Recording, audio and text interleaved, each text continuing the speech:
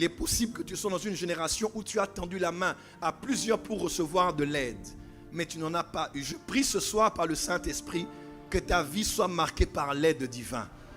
Que les gens autour de toi se disent, Dieu a secouru cet homme, Dieu a prêté main forte à cette femme, et ce qu'elle est devenue, c'est par l'aide de Dieu.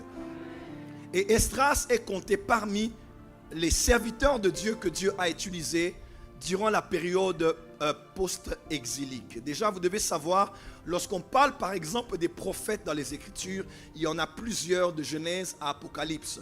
Mais lorsqu'on parle des prophètes autour de la vie d'Israël, de l'exil, on parle des prophètes pré-exiliques, on parle des prophètes exiliques et on parle des prophètes post-exiliques.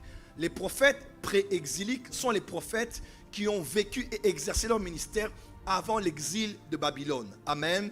On peut parler en termes de prophète Jérémie. Vous savez, il avait annoncé le jugement qui allait venir. Et même plus tard, dans Jérémie 50 et quelques, il parlait aussi de comment Dieu s'était servi même de Babylone comme étant de son marteau pour exercer son jugement sur Israël. Il y avait les prophètes pré-exiliques. On parle des prophètes Amos, prophète Michée, prophète Sophonie et prophète principalement le prophète Jérémie. C'était des prophètes qui annonçaient la parole de l'Éternel et qui avertissaient le peuple de bien se conduire, de se mettre en ordre devant Dieu, sinon le jugement allait s'abattre sur eux et Dieu allait même utiliser une nation étrangère afin de les juger. Amen.